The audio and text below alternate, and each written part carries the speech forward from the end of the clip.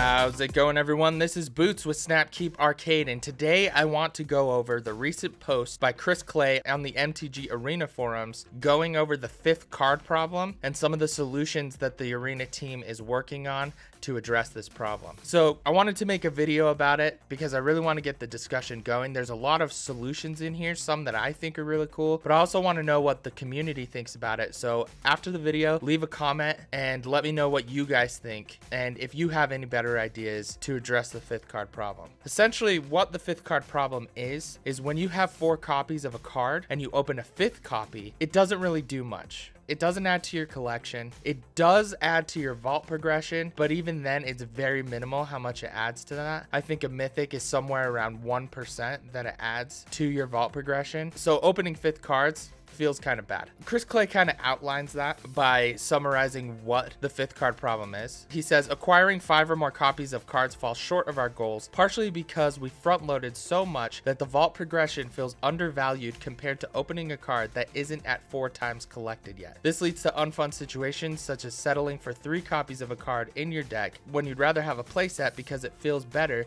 than getting the 5th copy of a card the next time you open a pack. Reluctance to redeem wild cards to complete a set of cards is also not great. Card acquisition in MTG Arena comes through a wide variety of means. You have pack opening, individual card rewards, deck grants, codes, and limited events. This leads to a complicated web of edge cases that need to be solved, both on the back end and within the client UI. We also have the added complication of what happens when you reach completion of a set and within a set completion of each tier of rarity. Beyond that, the final complication of what happens when you have completed your collection. We need to simulate the future of any of the changes we want to make to ensure we haven't fundamentally broken the game's economy in a way that will only manifest months or years down the line. As easy as it may sound to just make a snap call and make changes quickly, we truly want MTG Arena to be around for many years to come, and stewarding the game is an important part of any change. So I think it's really interesting here. The reason why it's taking so long for us to get a 5th card copy is because messing with the economy, even in minor ways, could really damage the health of the game. So I think it's really cool that they're,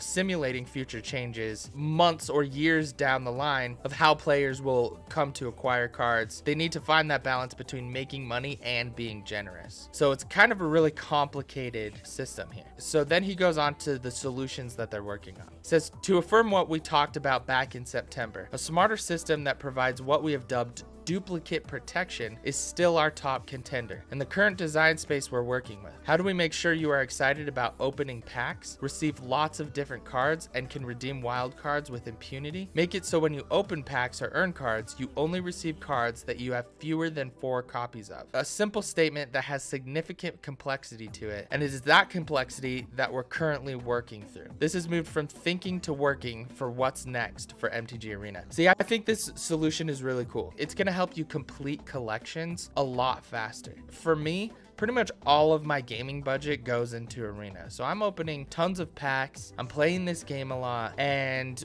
as far as collection is concerned, it feels like I'm trudging up a hill that I'm never gonna get to the top of, just because I'm opening cards that I already have on a regular basis, and it's not really doing anything for my collection. So card rewards take a huge hit in value from that standpoint. So I think making it so you only open copies of cards that you don't already have 4 of is a really cool solution, but there are some things in the way that could affect the game negatively, and Chris Clay goes into it. So he goes over the roadblocks. He says, okay, so we have the goals we want to accomplish, we have the problem space, and we have a system that will help us reach these goals. So why haven't we implemented it yet? What's the holdup? Why is it taking so long? And the honest answer is, even though we feel this is the best solution to accomplish the goals we've set, it also happens to be a complex solution that touches on a lot of different systems, from the events we offer to the rewards you earn to the finite amount of cards that are available in each rarity. And yes, figuring out how we want to address every possible scenario we've identified and developing and implementing those solutions into the system is taking longer than we anticipated. While I said back at open beta launch that October was going to be stabilizing the game and the first feature would be playing against a friend, the overall time it's taken is still on us. When we changed the vault system and added the wildcard tracker in July, we indicated that we plan planned on having a solution rather than later, and it turns out it is not as soon as we had initially thought, hoped for, or wanted, and for that we are sorry. I think that's really cool that they're acknowledging how long it's taking. You know, when I sat down with Chris Clay, he genuinely cares about this game. Pretty much everybody I've talked to on this team really cares about this game. They want it to succeed. They're players just like we are, and they want to make sure that they have the best possible product for players and for Wizards, so Wizards can keep investing in it because it's profitable for them. So there's a balance there. I think a lot of times these developers get a hard time from the community because it takes a long time with certain things, but based upon what I know, I'm fully confident that the team is doing everything that they can, and they are part of the community just as much as we are. And I think apologies like this kind of reaffirm that sentiment. It really demonstrates that they do care a lot. But let's get into more of the timeline and things going forward. So he says, realistically, we are still looking at a few more months. Our current estimate for duplicate protection is sometime in Q1 of 2019. So then he goes over some frequently asked questions. Should I wait to open my vault until this issue is resolved? We still plan on allowing players with completed vaults to open them once changes go live, at least for a time, but the expectation is still that the vault will go away and that its contents will not change. If you don't have a completed vault, it won't be lost, and we're working on what it will provide. What happens when I complete my collection?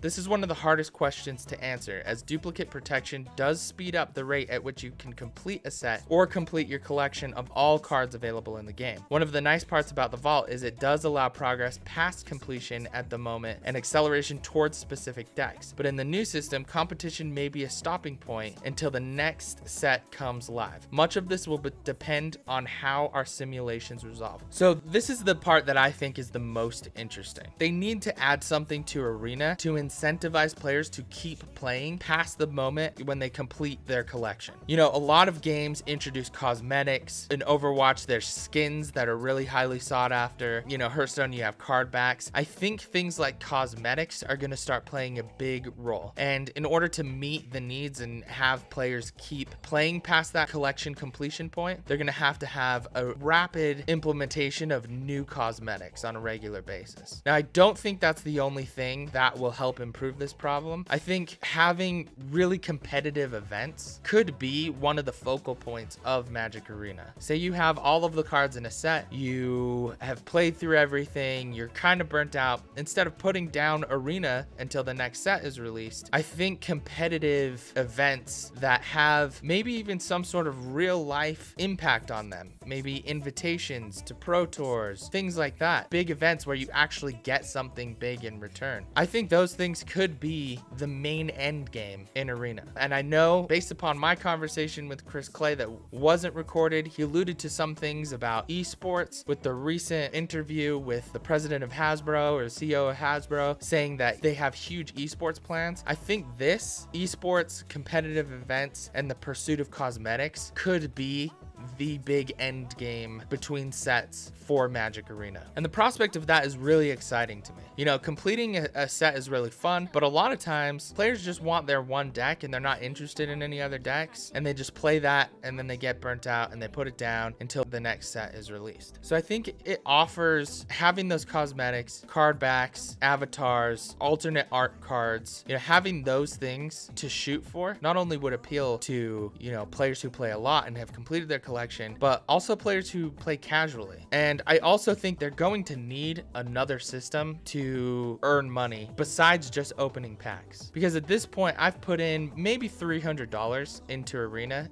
since they opened it up so you can make purchases. I haven't put money into it in months though, and I don't see myself putting money into it anytime soon, because with that $300 I have pretty much every top tier deck, and I can just grind out gold and save gold for the next set release and then just buy a ton of packs. So I'm wondering what other things they can put into Arena that would generate cash for Wizards. I think that aspect is really exciting, and I'm really excited to see what they do beyond duplicate protection to add more to the economy. So he continues, where's duplicate protection on the MTG Arena devs team priority list? It says high, very high, extremely high. We are very aware that this is the issue, trademarked, with MTG Arena right now, especially once Direct Challenge goes live on Thursday. So why is Rank Matters coming before a smart loot system? Rank Matters is a system we're already ready to go on and is important to many of our players, and we're not going to intentionally delay other features or improvements while we work on a duplicate protection system. system. This doesn't mean we're not working on duplicate protection. It just means that there are members of the MTG Arena development who are working on other things because that's what they're good at.